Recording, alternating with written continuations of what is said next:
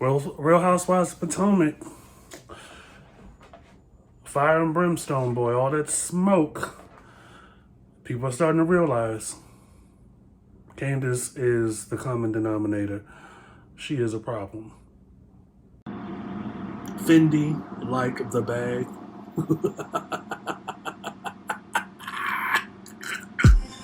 This is the I Refuse podcast. Hey everybody, welcome back. It is Mr. Fox of the I Refuse podcast.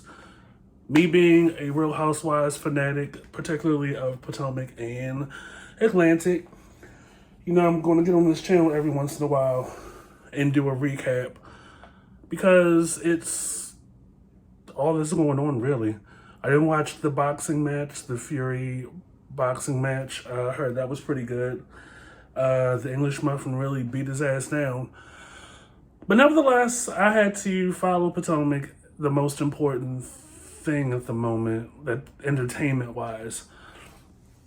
So far it's been quite a roller coaster. I was a little worried earlier in this season, season 6, that it was going to be a dry one, that we were going to have a long, continuous, tired beef, tired back and forth. But,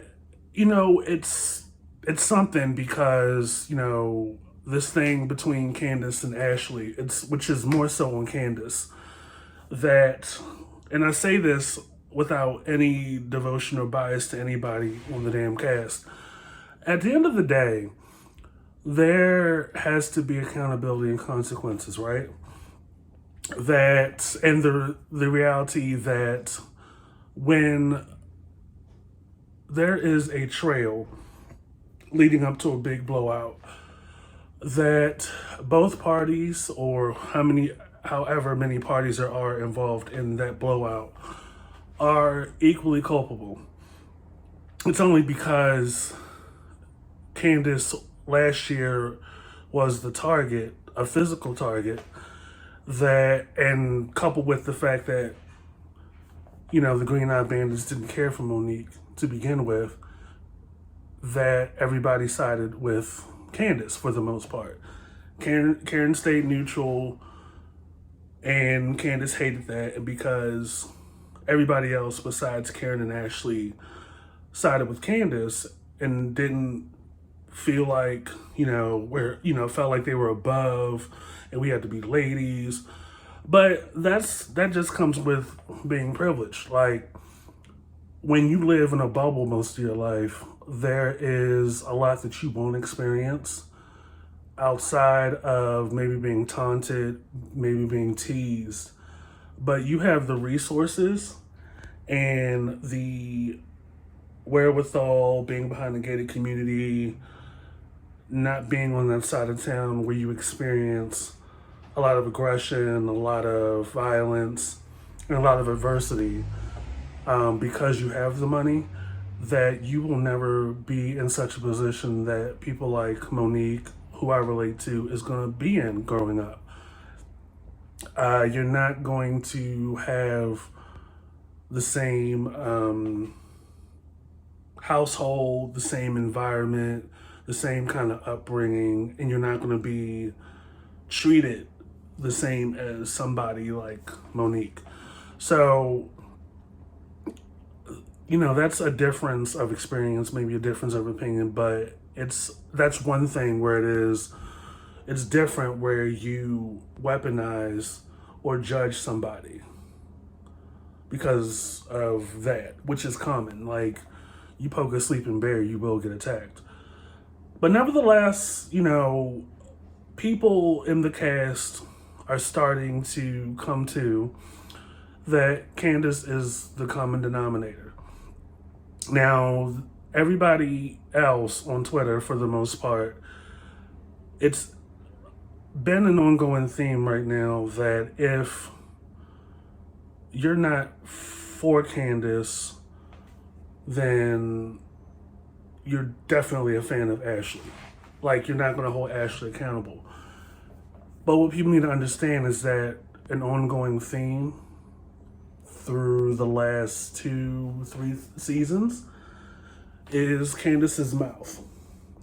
And a lot that she says on the show, off camera, on Twitter, it's just not a good look to imply among a group of women, especially a group of African American women, that a woman's husband is her slave driver or overseer. Now, for those of us of a particular age, are very well aware what overseer means. And I don't give a shit about the timing. Like, Candace has at no point addressed respectfully, had a mature conversation with Ashley. But she continues to take these little sideline jabs. And at some point, you're going to have to answer to that. Now, at the episodes, the first 15 minutes of the episode was a continuation of the fallout from the salad tossing from the previous episode.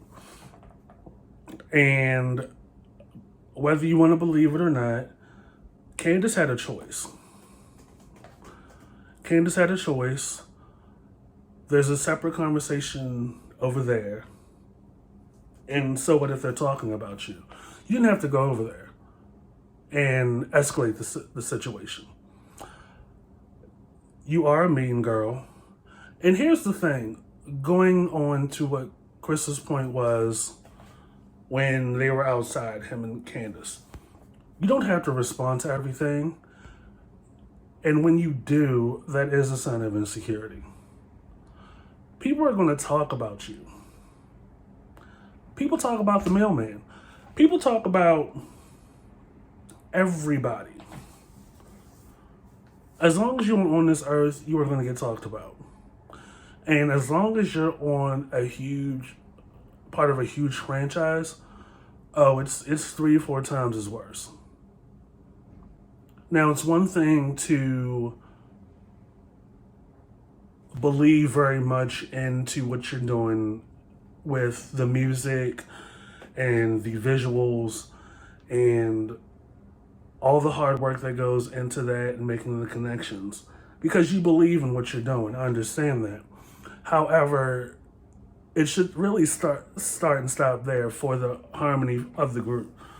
Like, the girls' trips tend to go pretty well. Candace has been on the sideline watching 2 older women go back and forth, and the arguments stay within the confines of the 2 women. And it's essentially a learning curve, but here's the thing, like, Robin, Giselle, and Karen, well, specifically Giselle and Karen, have been friends a long time, almost 15 years. And this is pre-show.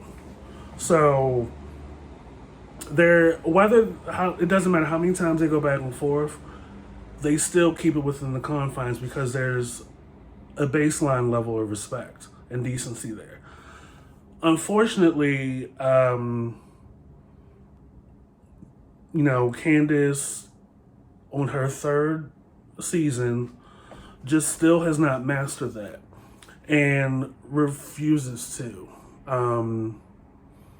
Now, sometimes Candace is funny with, because she doesn't know what the fuck she's talking about. Like, when it was brought up, I think the last reunion or the reunion before that, about the situation with the knife and Ashley. And, Andy asked her about that, was a viewer question, and she was like, she was trespassing. And everybody laughed because she was already in your house. Like, Candace has her funny moments, but it's another level to be on 1,000 with somebody you barely know. And she's been on Mia's ass from jump. And it's like I said in the previous video, she's not giving this girl a chance, but she's also not resolving her deep-seated issues with Ashley, which I think goes deeper than the Monique situation because Monique's not on this season and you're still on Ashley's ass. You may not like Michael, you may not like the dynamic, but it's pretty shitty to imply slave drivers, concubine, calling people rats and roaches. It reeks of classism and elitism. And I'm kind of piggybacking off of my earlier point about privilege. Like, it's not lost on any of us that Candace comes from a privileged background, courtesy of her mother and her father. And a lot of what she's saying in the heat of the moment and going as strong as she does verbally, it comes out. You calling another black woman a hood rat bitch. At some point, yeah, it's a little bit much because you got your wig tilted and then you want to call another black woman's white husband a slave driver and imply that she's a slave while you're sitting next to your white husband. Interesting. You know, it's one thing to argue back and forth, but it's a whole nother layer when you argue without awareness. And on top of that, she can't handle when somebody goes toe to toe with her. You got these Cicely Tyson tears. After you've thrown stuff, after you've raised your voice, and over trivial shit like music videos and girl trips. And you're not giving anybody a chance. You're not giving yourself a chance. I think as long as Candace gets in her own way, it's going to be bad for her. So, the episode goes on. Mia and G were in their mindset to leave, which I understand because we're not going to be disrespected and talked to any kind of way. And Candace is not Tough Tony. Talking about, get your finger out of my face, I've been here before, and it did not go well. It's unfortunate because, in that moment I was like, it's very unfortunate because, damn, y'all just got there and you can't put your ego aside for like 20 minutes. It's just very immature that you can't just let other people's words slide by, but you have some sort of expectation for people to not say something back and not take you to task and go toe to toe with you. Like, you can't handle that. So why even escalate it? And it was mayhem a little bit. Wendy and her husband made a concerted effort to keep them on the trip. I think at this point, Wendy is warming up to Mia, which is good. And Wendy is also making it a point to keep Giselle and Robin on ice, while also fulfilling her production duty of showing up and taping. As goofy as she looks, it's giving me what I need. But at some point, cooler heads do kind of prevail. Chris is speaking to Candace in the backyard and trying to calm her down and trying to get her to see, like, if nothing else, just don't say anything. And I thought we were on our way. Like, I thought maybe, she was going to just chill out. Just relax. Just, for the sake of the trip, for the sake of the other 7 people. or 6 people and have a good time. Like, you're doing this in front of or around your husband, embarrassing the entire dog fuck out of him. Not only in front of everybody else, but on TV. But, at some point, Robin and Giselle show up, plus one, their luggage, as Wendy predicted. And two things. Because they were the latest to arrive, they got the the least favorable room, which was in the attic, which there was no bathroom on that same floor. But also, it was funny to me that Wendy played that up because she doesn't see it for Giselle and Robin in her space, like in her life. And I understand that out of respect for my husband, like, we're a unit over here. I don't care whether or not you got a bathroom or accommodations up here because that's how I'm gonna treat you. And Giselle honestly thought she was gonna get some upper echelon, better than craft services experience. No, you and your little raggedy boot, are going to scale these steps, every single step, up 2 additional flights, 2 additional stories up to this attic, cramped attic, where you're literally sleeping across from Robin, which I think it was 2 full-size beds. Yeah, you're getting the Super A treatment for all the shit you were trying to do, all that talking and stuff, and the thing about it is like your people are gonna understand like you just can't be fucking around with people like that and still expect that you're gonna be treated like royalty around here. First of all, can we talk about the house? Like, I'm really interested what part of the Eastern Shore that is. I'm pretty sure that's a part of the Eastern Shore that we drive past or through on 50.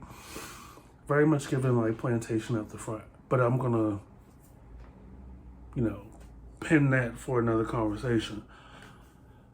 I could have went the rest of the episode without, knowing that Robin was on her period.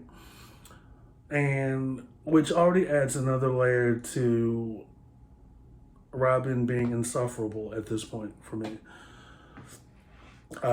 It's like, what are you doing? Like, you're grumpy, you're like complaining a lot, which she's been doing that and been milk toast this up until this point on this season. So, they got everybody's there, they got drinks, the girls have talked to Mia and asked that, a scholar of all people. Which is interesting about a scholar at this point. For her being Robin's employee, they've had slim to no interaction since she's walked on the show.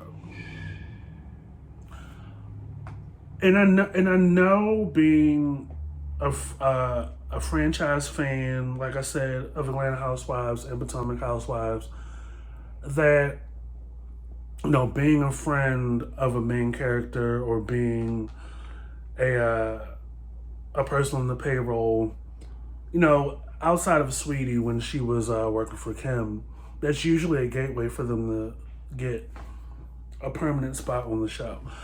I don't know if I see that for a scholar because she doesn't really give a whole lot. She pipes up on Twitter and she says a few words in a couple of scenes. She's a little pressed for my taste to really be part of some drama or stir some shit up or say a couple of names, call people a couple of names, make a couple of jabs, and keep it pushing. But she doesn't give me much of a substantial, like, oh, okay, I can see her being mean next season. Like, she's very much giving me, what was that lady on Atlanta Housewives that Kenya was on for a while? Leading up to that girl's trip, and the stripper was licking somebody's cat down, but then she left the show. I forget her name. But she gives me her. A tag along. Girl Scout cookies tag along. That's what a scholar is to me.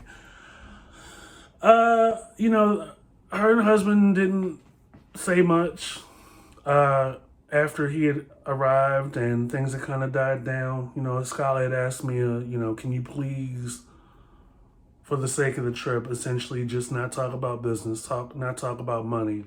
But I think that little pep talk on the side after that salad tossing, they got to understand me a bit more. It's unfortunate that it took an emotional break for them to warm up to her and be compassionate to her. I mean, Karen's been like that day one. And Ashley, the second critical thinker of the group, a scholar just, she finally, I think, realized, yeah, this girl's really going through something. And people saw that, she's busted her ass off.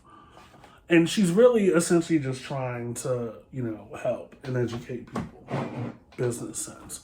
But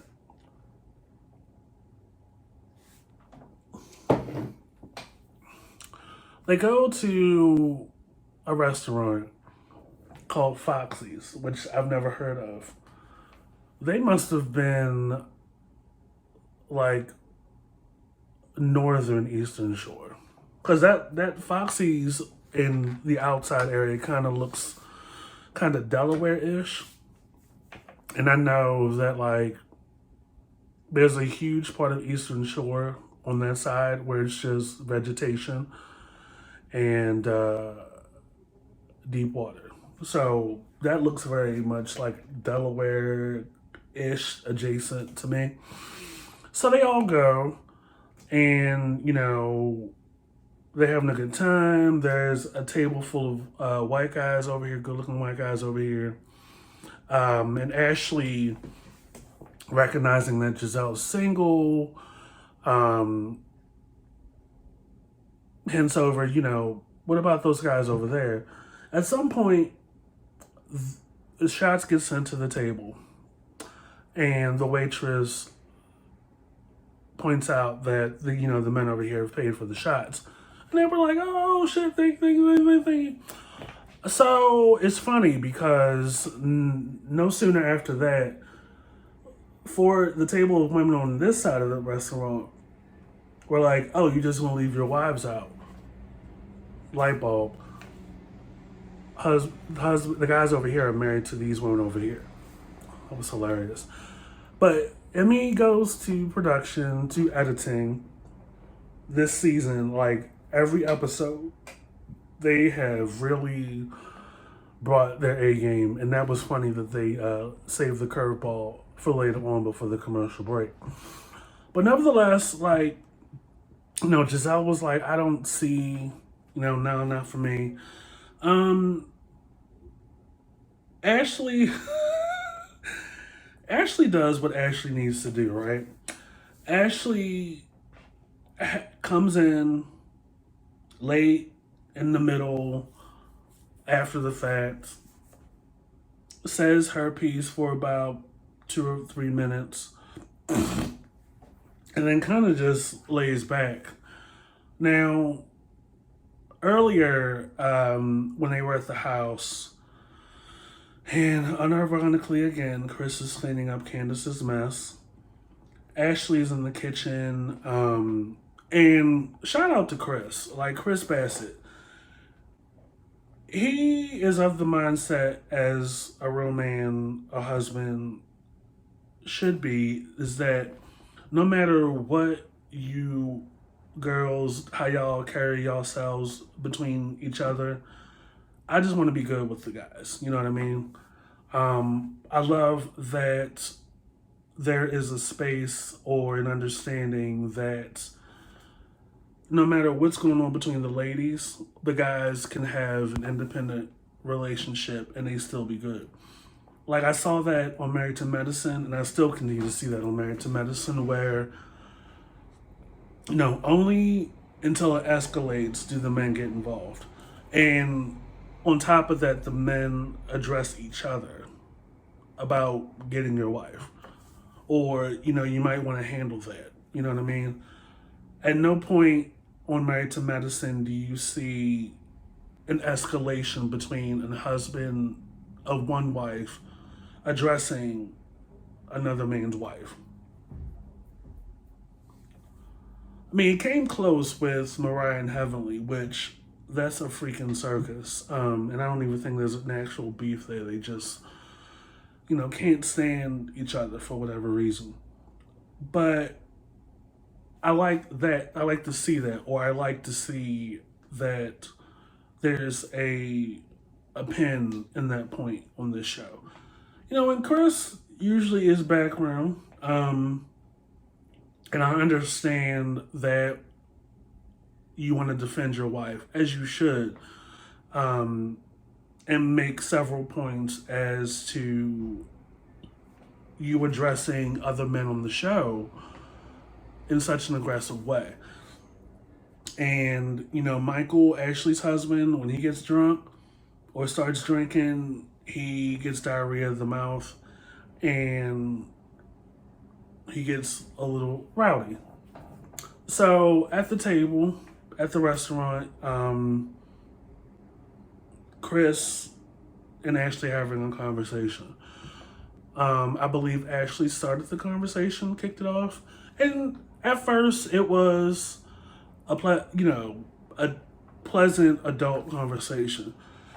Chris wanted to make it a point that he has never dogged Michael out, has never ever talked down on Michael, but Ashley made a point to remind him, well, that's a lie.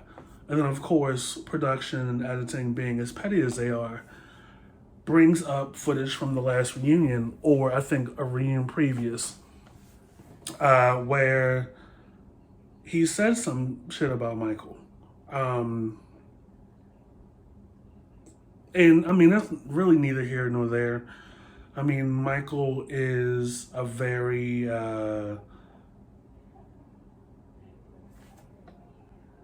probably's not the right word, but just very, sus. Now, I think it's just a cultural thing. I know, and I'm aware that in other countries and other cultures, because your boy has traveled, that the lines of sexuality and liberation are kind of blurred. They're a little bit more easygoing and laid back. While Michael is married to a woman, has kids and everything, it's not too surprising that there is a same-sex energy or a vibe. We kind of joke when it came to Mike and Juan. I mean, that shit was kind of hilarious, where it was just like, when it was looking like Juan and Robin were getting back together, we had joked on Twitter that, like, Mike felt some kind of way.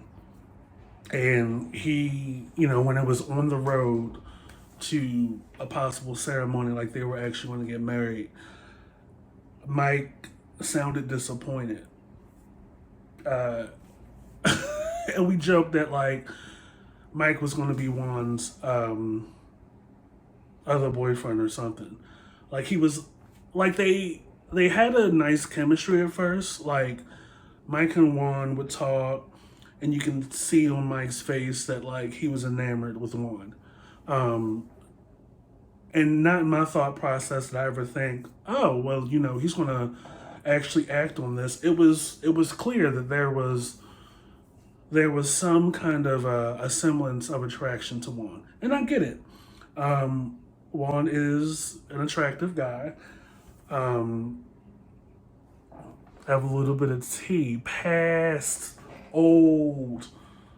He used to kick it with a girlfriend of mine, and this is while he was married to Robin or something. But that's neither here nor there. But it was kind of a funny gag to me that it was just like Mike would address Juan in a way when speaking with his wife, as if he wanted Juan in some kind of way. So when you know Mike got into that situation with the crew, some of the guys in the crew, that like people just viewed him differently and just never really didn't want to fuck with him like that. The other guys like up until a certain point, Ray was kind of cool with him. Monique's husband, Chris, was cordial. But for whatever reason, there's always been, ever since that, there's always been this tension between Chris and Mike. But at the table, you know, things took a turn when Candace had said something about, well, what about your husband Ashley calling my husband white trash? Then, of course, Ashley had to clap back. She was like, well, what do you say about him? You call him a slave driver, so what does that make me, a slave? So, of course, the energy changes at the table. Giselle is at the end of the table on the other side of Chris. And it's just like, here we go again. And then, of course, without fail, production brings up Candace's tweet, one of many, where she says overseer. And for those of us that are black and have been black for a considerable amount of time, know what overseer means. Like, it's just, it's this thing between Candace and Ashley. I've got to say this thing between Candace and Ashley, it's like I really wish they would disrespect each other in a different way. Like, not for nothing, they are the closest in age, right? Yet they go at it. And Ashley is no punk, but Ashley's not going to throw things, is not going to lose her mind. Ashley stays within a reasonable level, right? And, people have such a weak argument or for not seeing it for Ashley, or, when they go back and forth, or even when Candace goes back and forth with other people on the show, Ashley seems to get looped into that.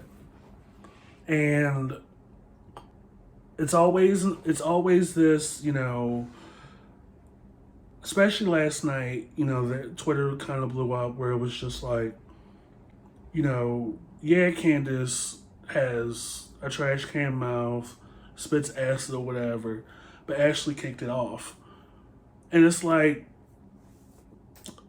until this gets resolved, it's always going to be like this. You have to understand, like, we're a year after that Monique situation, the court situation, the testimony and everything.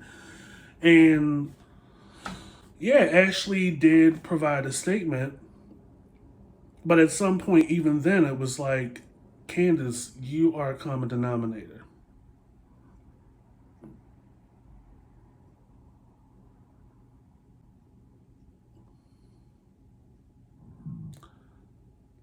Like, you are physical with people. You can't fight, but you're throwing stuff at people. Butter knife or not, like, that is up there with assault. You can't handle what you're being told. You can't comprehend what's being said to you. So you get loud, and you're tiny at that. Like, you're tiny, you and Ashley are around the same age. Like, come on now. Like I said in the previous video, I think Candace has deep-rooted issues with her mother that she has gone unchecked, and she's lashing out. And I really hope, for the sake of the show, that Candace and Ashley get to a decent space. But Candace refuses to let shit go. And it's exhausting that this is her existence on the show. Like, it's not a good look for Chris. It's not a good look for the rest of the cast. And, you know, as is the case with previous incidences where she's gone back and forth with people, everybody else just kind of stand back and they don't really interfere. They don't, like, try to get her to come to and just chill out and remember where she is. Like, you're in this small ass dining area, which I think was it was outdoor seating, but it had a roof on it, so it was kind of like an attachment to the restaurant. Squeezed, tight seating. Like, she is never going to let go of the fact that Ashley did this thing for Monique. Which, if you actually think about it, it was one hand washing the other. Like, Monique covered for Ashley with the security footage. The charges that Candace filed and the charges that Monique filed ultimately got dismissed. So, get over it. You know what I mean? Like, get over it. Like, you have got, like, for the shelf life of a cast member on this show, like, you've got to get another storyline. Or get some therapy that deals with some real issues. Not some forced, one-sided therapy session while you're on your napkin under the eyeball tour. Like, it's got to be something else. And all of this went down. You know, Chris was trying to get her out of there. She was fighting him off. Giselle looked exhausted. Karen had her face in her hands. Wendy and her husband were applauding the shrimp. He wished he had a real meal, and they had cute matching outfits. I like the shirt that he had on. Me and G were whatever. Chris was like, fuck this shit, and walked out. Ascala's husband, I believe, went to go after him. And all this happened before the dinner came. Before the dinner came, like, wow. Because I was sitting there like, damn, it felt like that was an hour. Maybe the girl was just hangry, you know? She's like $1.05. And that's if she's soaking wet with 2 bricks in her back pocket. But that's a lot of anger, and that's a lot of energy, and that has got to be exhausting on the rest of the girls on the show.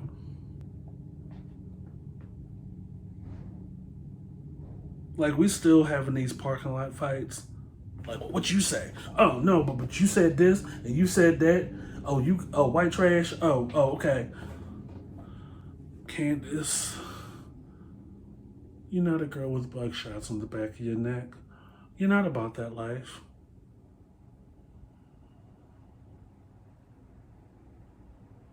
Like, for me, I'm like, okay, argue for 2 minutes and then swing and get it out your system. But you do all this, you can't fight, you got your wig tilted, but you're still going about this. And you're still carrying on like this. And, at some point, the light bulb finally went off for Giselle that it's a year later and this girl hasn't learned shit. So it'll be really interesting moving forward how they will handle Candace.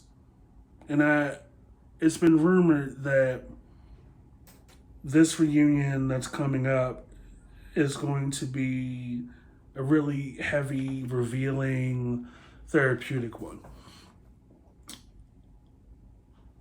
Like, it has got this is the kind of shit that leads people to have coronaries and strokes and heart attacks.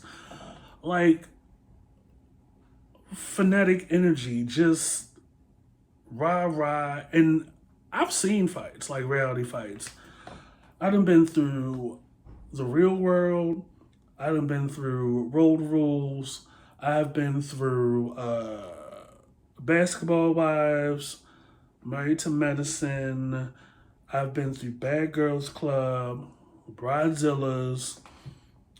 What else? Love and Hip Hop, Black Ink. What else have I been through? The Gauntlet, Survivor.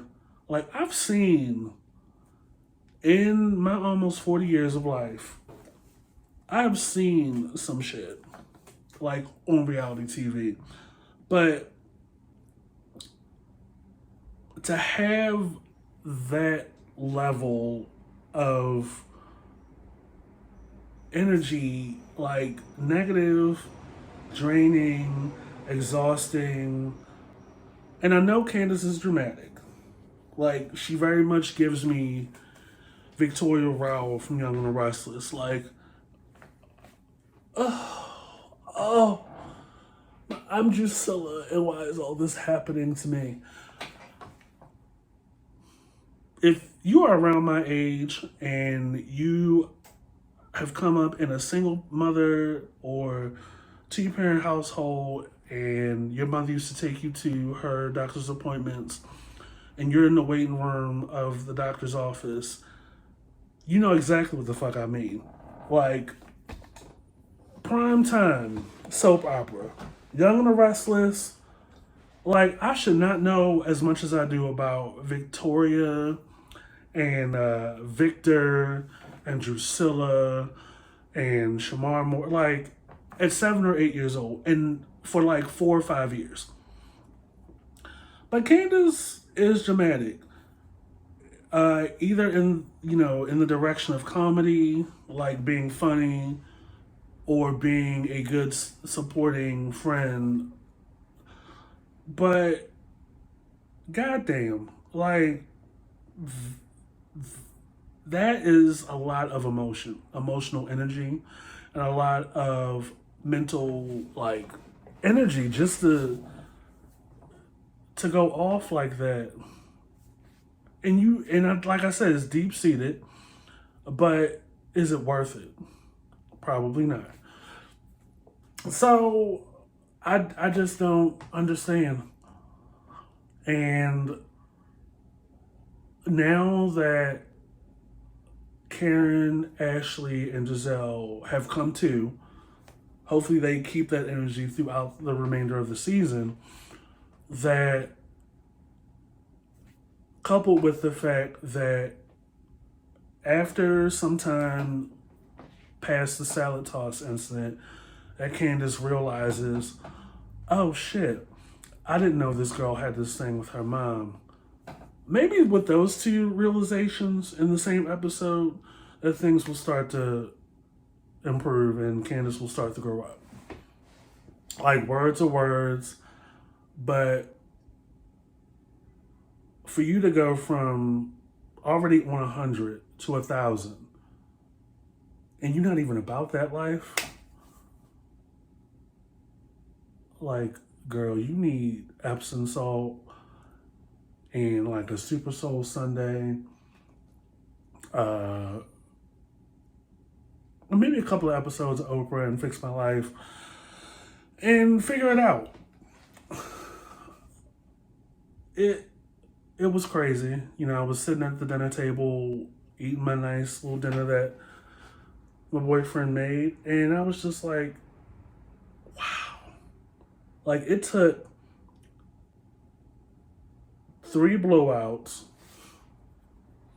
which the second blowout is a new one for this season, but this last one with Ashley at the dinner table is just an ongoing thing between her and Candace. And it's just pushing the train along from last season, which it wasn't even that big of a deal to begin with. Because it's like, instead of taking accountability and accepting consequence, you want to take it out on other people. And you're showing your insecurity along the way.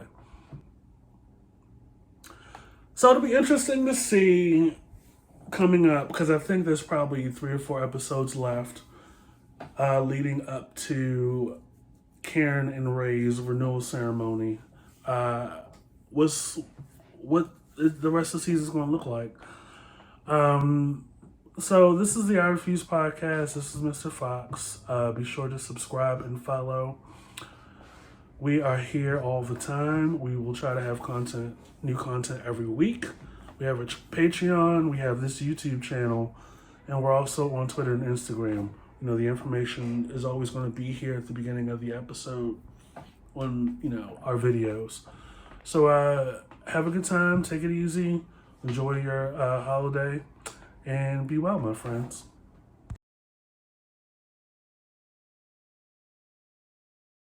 Yes. Today is National Coming Out Day. It's a yearly observance in memory and in real time, a celebration for those that have come out. Let's share their story as a means to inspire and give hope and light and support of those that are not as comfortable, and for those that have yet to experience. And I think by sharing our stories, it bridges the gap in the community and those outside the community to see how beautiful and how lovely and how strengthening it is to be an out gay man. For those that have probably noticed by now, or to those that have not, I am a gay man. I'm actually bi. I came out when I was 17, and I did it at a time that it's nothing special now, but at that time, I came out when I was in the military, full-fledged enlisted member of the United States Air Force in uniform during Don't Ask, Don't Tell. And at that time, people that were even speculated or assumed were gay were murdered or died mysteriously while in the service. Now, at that time, I hadn't been at my base that long, but I knew that people that I worked with who had relations or friendships with other people on base, specifically people that worked on the bombers and worked on the huge cargo planes, were part of that speculation, either listening or adding more assumptions to the hearsay about me. And I was at the base, this permanent duty station, for about 3 years. Didn't have a car until maybe my last year. But up until that time, I only came out to a few people. Maybe 1 or 2 people on base that I was very close to, and my mom back home. And when I went home in 2002, I came out to my sister. And of course, when you tell your family your mom and your sister and your relatives are like, yeah, we knew. But it was very important, and this is supports the bigger point of, the character and the importance of, the quality of friends that you keep around you. The two or so people that I told that were also in the military, and by that point we had only known each other maybe 1 or 2 years. When I told them, my very good friend, who we're still friends to this day, it is definitely a determining factor as to the kind of people that you have in your space. When I told her, she was like, it's not my place to tell anybody else. But ever since then, again, people, the speculation was obvious to me. It was obvious to me that people on base were talking about me. When a person that I thought was cool came around later and called me to my face a faggot. And my good girlfriend called me. It was very weird. Like, I was coming back to my dorm room from the dumpster, right? And this guy, like, we'd hung out before a couple of times. Like, we did like a chaplain thing, like a chaplain road trip with some of the other airmen on base. And he was cool with a friend of my friend. And she and I had hung out with him and this other guy a couple of times before, no big issue. At some point later on, I was coming back from the dumpster, like I said, and I saw this guy and the male friend. It was, who was a closer friend to my girlfriend. We crossed paths, and I spoke to the both of them, and the one guy was like, "Don't talk to me, faggot. Get away from me, faggot."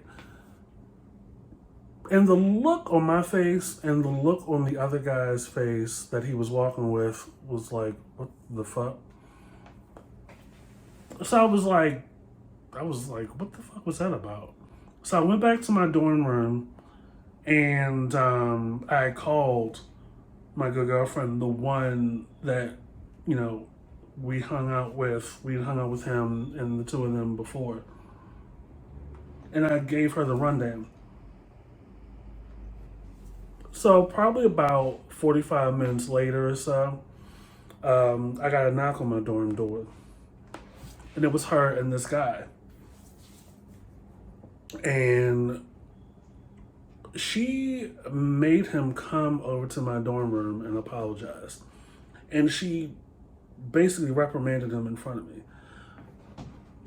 When I tell you, that was my first experience with actually having, or, witnessing and experiencing what an ally looks like.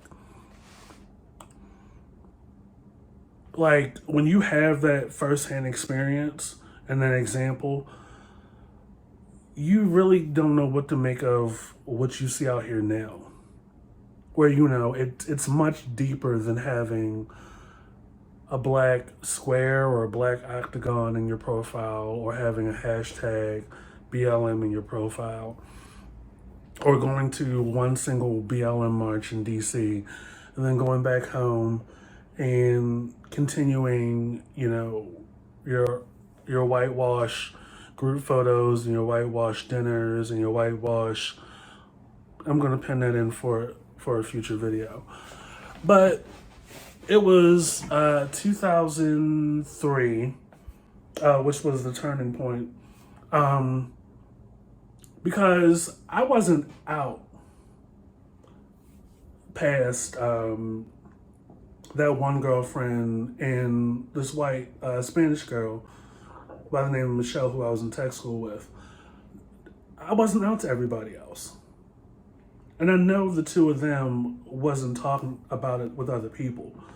So I knew that there was some conversation being had. And I had And it was just too many instances. It was that, and then like people were calling my job, um, telling me to stay away from such and such. Don't talk to this person. He doesn't want you. All this other stuff. Hateration. And people were bold, and people continue to be bold. But that has nothing to do with me, and that says more about the other person. Like, when you're jealous and insecure and you're not out yourself, and there's like this one guy that you're attracted to. Now, mind you, like, even though I didn't have a car for the first couple of years, I had friends that did have cars. So every once in a while, I would go off base. And what it was because I was really good friends with people that did what's called a personnelist job, which is essentially military HR. They knew other people that also worked in orderly rooms that did personnel stuff. So I forget who I went with, but I think I went with a girl who was also a personnelist to this house party, right? And at some point she left, but the guy whose apartment it was had invited people from his organization to come. And there was this white guy that was there, last name White, and there was like two other people that he was with, and he knew everybody else that was there. And they were socializing, and I was on the other side of the apartment checking him out, noticing him, and all this other stuff. No big deal, right? Dancing, talking, having a good time. At no point during the evening did anything else transpire. So that was on like I think a Saturday or a Friday night. Probably the next week, I'm at work and I get a call. Got a call from a guy by the name of Jose. But I had fucked up the name when I wrote it down because, ambush, It's like, what the fuck is going on? I get this call from this guy by the name of Jose. And back then we didn't have caller ID on the military phones. So I don't know what number it was. Called me directly. And it wasn't hard to do that because everybody was on the global address list. Name, organization, and extension. And it was on base. Called me and was like, stay away from Airman White. He doesn't want you, blah, blah, blah, blah, blah, blah, blah. And he gave me his name at the end of the conversation. And I recorded the last name wrong. Last name was Oquendo. I wrote Koikendall or something, and I went across the hall. Needless to say, that didn't really go anywhere, but at some point I was in the dining hall and this guy, not the guy that called, but the guy from the party, had approached me while I was eating. Like, I give a shit. And I was like, such and such called me, and this guy tried to play it down, didn't think anything of it. But come to find out that later on, actually like 2 years ago, mind you, it's been a little over 20 years since that incident. Come to find out that the one of the girls that I'd worked with in that same office, when I went to Texas, it was right before the pandemic. It was like the fall before, so it was 2019. She had told me, like, we were reminiscing, and she had told me that, like, the reason why he did that is because he had a crush on this guy. Like, the reason why he called me at the office was because he had a crush on this guy.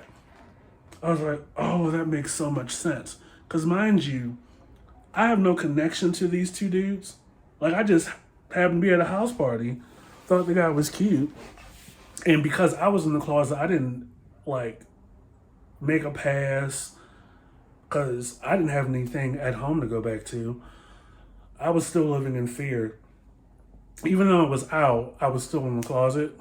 And I still didn't have my emotional maturity as far as feelings or what to do or how to go about it as far as men.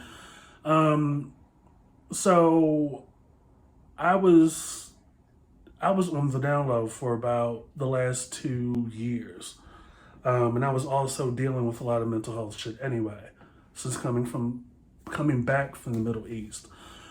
But nevertheless, like those last 2 years, you know, I made it through by not doing anything in public. I lucked out by having a buddy who was also in the service. Unfortunately, he was married and stayed in base housing, but it was convenient. But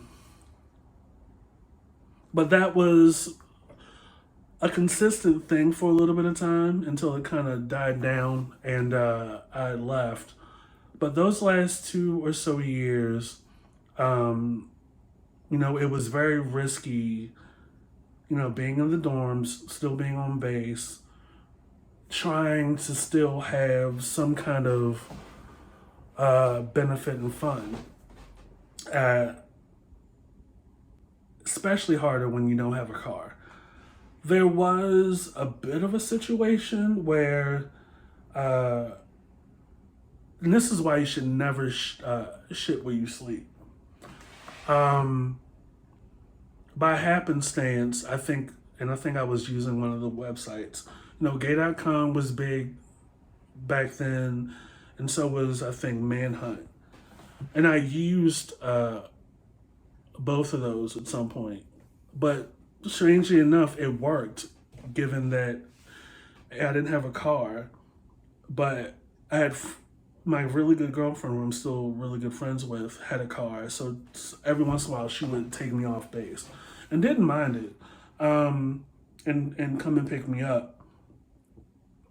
But I fucked around and put it on somebody that lived off base with a girl, had a girlfriend and everything, and did so like in my dorm room on base, so he knew where I was. Approached me in the gym while I was on the treadmill. I was like, fuck, this is not good. Like, we can't, and, you know, try as best as he could, like, to talk on the low and talk real close and everything. It was just like, you coming up to me in public randomly, yeah, that's a little too close. And then, like, he would do some random pop-ups to my dorm room, and I would act like I wasn't home. I was like, yeah, that could have been really dangerous. But for the most part, like, my my body count was low at that point. And nothing ever came out of that white Jose thing. And I finished my enlistment, and I came out just fine. I mean, the depression and the mental illness and stuff, that was just something that was going to happen anyway, because there were some unchecked things in my childhood. You know, and it's something where, you know, you live in a household where you have a parent that just does not have the capacity or the comprehension, or the wherewithal enough for you to just go to them and explain to them the struggles that you have. And, when you're the kind of person like I am where you internalize a lot of things and you don't even know that you're doing it, and you get to a position where the reality does not coincide with the expectation that you had in mind that, oh, you're going to be an important asset. But the reality is you have to do janitorial stuff in addition to your job. And you're not getting much out of the day to day. You're not put on major projects. You're not being used to your capacity. And you're starting to question the value of life. And then, all that shit comes crashing down. So, I lucked out by not having my my mental health tied to being gay and not viewing either thing as a weakness and being a person of solid and being grounded and being independent. And I think having that experience on the front end early in life where, people are going to talk about you and you have no control over that. And by having that experience, being able to go through life not affected. I mean, quiet as it's kept, the community in this current era is one where, if you're not of the people that are street smart and have not experienced what it's like to be talked about, very easily have your opinion, your character, and your personality tied to an image. And the image is more important than the reality. And because that's the case, people are being discarded over hearsay and speculation. I was. But it's, you have a choice, you can let that shit ride out and people are going to make their minds up about you anyway. Like, the bias is ever so present before they open their mouths. But nobody wants to have that conversation and nobody wants to entertain the idea that, damn, maybe that's not the right way to go about it. And, I know people out here are on this anti-Dave Chappelle thing without actually looking at the special. But Dave Chappelle is not the issue. We are actually doing more harm within the community to each other, further exacerbating what we go through as a whole from, by society. And, we're over here promoting inclusion and acceptance and diversity when privately we don't want that. And it's ever so present when the cameras are not around and when, people that we want to really impress and have under the assumption that we're one way over here are not around. And at some point, and I feel like I'm one of those people, that's not going to work on everybody, and it's going to be a person that's going to push back and break this shit open. Because real conversations need to be had. And being sincere and genuine and having a good heart is the turning point to bridging the gaps that we have in this community. The same people, the same demographics we tell people that we're here to protect and support are the same ones that are being discarded. By way of favoritism, nepotism, and cherry picking, So, I've been out since the age of 17. I just turned 39.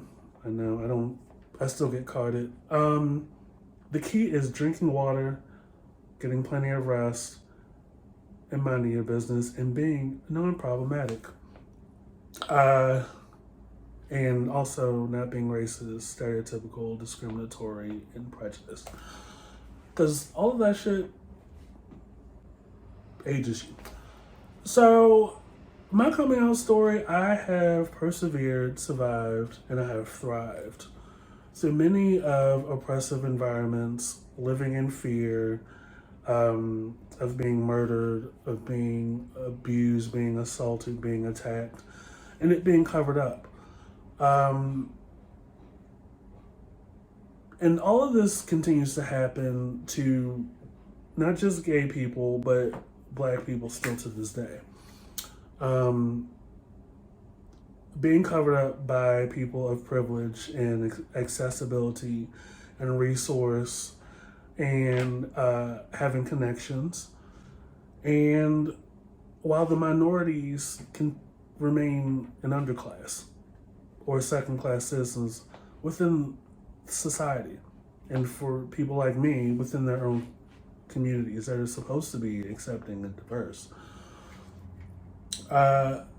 So to anybody out there that's listening to this video that is struggling and in fear of opinions and disappointing their parents, grandparents, their culture, their community, their family, their sisters, their brothers, their friends.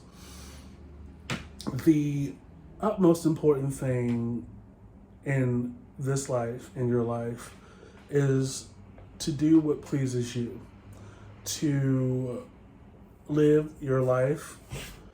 You know, people use religion or the book or, you know, archaic teachings to oppress gays, lesbians, bisexuals, pansexuals, queers, transgender, non-conforming, non-binary people.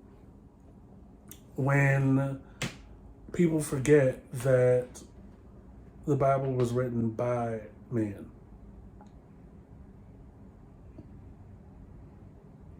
And people stand on that book and many other books